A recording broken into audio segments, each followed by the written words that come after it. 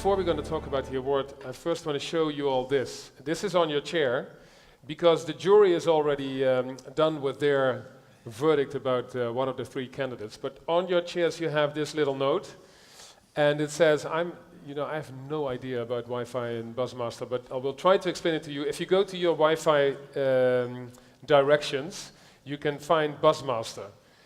Because what we would like to ask you is to vote as well for one of the three candidates. And while we are talking, you can vote. Buzzmaster.nl, I think, that's what you're looking for. You look for start, and then you can fill in the name of your favorite candidate for this next award. Okay, Boudewijn and Poelman, first of all, why did you decide to get involved in this and to sponsor this award? Well, for the Postcode Loterij, it has from the start been in our mission to protect human rights and to alleviate poverty and work on the planet, work on the environment. And for this, free press is an essential tool, an essential issue. So it has always been from the start for us something we really care for. Yeah. What about you personally? Are you an avid reader of newspapers, of stories of foreign affairs? I'm what you call a media freak. Yeah. What do you read? How many newspapers, or where do you get your information from? From The Economist to the local newspapers. We are also working in Sweden, the UK, and in Germany with Postcode Loterij. So we are informing ourselves also in those countries. And to be very modern, I have to admit that I'm becoming every day a more closer friend to the correspondent. That's the online magazine, which I think does an outstanding job. Yeah. And also Blendel helps to inform you about, in fact, all media, because they have also foreign media now in their package. So, while the audience is voting here, shall we have a look at the three nominees of this award? Let's have a look. Yep.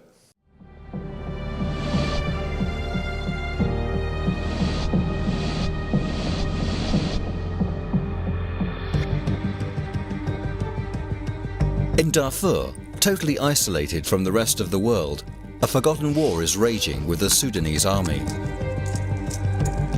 Journalist Klaas van Dijken got in contact with rebel fighters who brought him into Darfur through a smuggler route. He stayed for 3 weeks amid rebels and displaced persons. The article is a harrowing account of people living in caves, deprived from all basic needs and healthcare. The citizens of Darfur are bombed every day, and women are gang raped by the Sudanese military. According to the jury, Van Dijken shows courage and perseverance to draw the stories of the victims, and he gives the displaced a voice.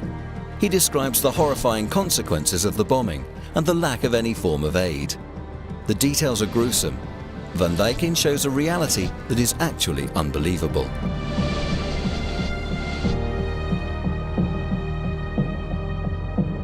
Longing for Baghdad is the story of an Iraqi refugee who left her home in Baghdad for safe shelter in the United States.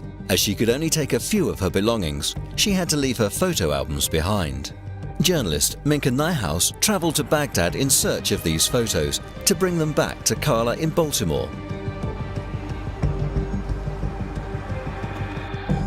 Nijhuis returned with 10 kilos of photos, portraying a life in Iraq that once was. The jury is impressed with Nijhuis's valiant quest that moves and touches her audience in a compelling way. She has a beautiful writing style, which makes it easy for the reader to identify with the protagonists. Nijhuis has an eye for detail. With casual references, she shows the horrifying truth. The family history Nijhuis has recorded is the story of Iraq, in a nutshell, with, anno 2016, a prophetic charge.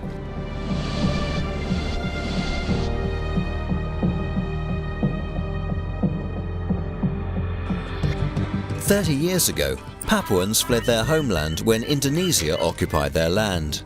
Living in neighbouring Papua New Guinea, the 17,000 Papuans survive under dire circumstances. But one belief still keeps them going. They still believe independence is possible. Reporter Leonard Hoffman talked to freedom fighters that continuously prepare for their fight against Indonesia's army, even though they have few modern weapons to even stand a chance. The jury says Hoffman sketches an image of lawlessness, hopelessness and poverty of the refugees, stateless and evicted from their land.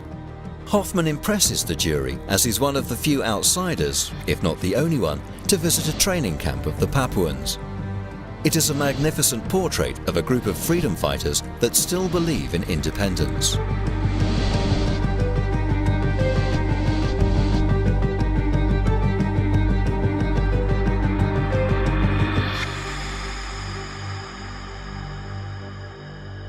I can hear drums. Yeah. Shall I say have the to famous say- sentence? Yes, please. And the winner is?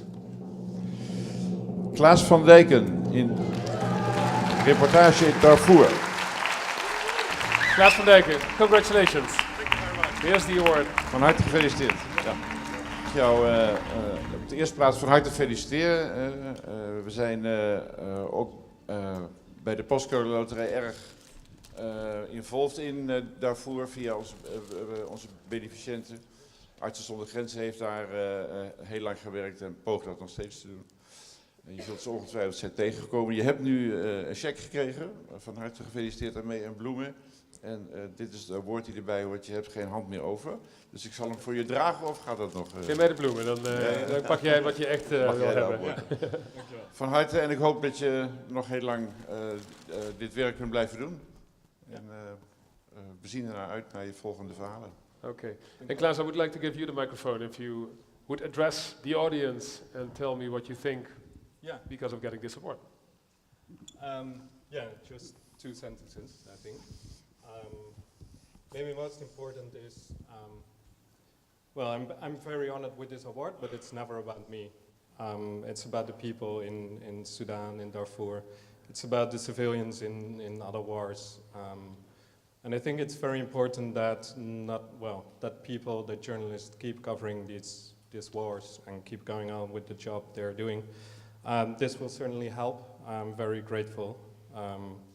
But yeah, it's about the civilians and not about the journalists. Thank you. Congratulations. Thank you so much. Boudewijn Poelman, Klaas van Dijken, dank jullie wel.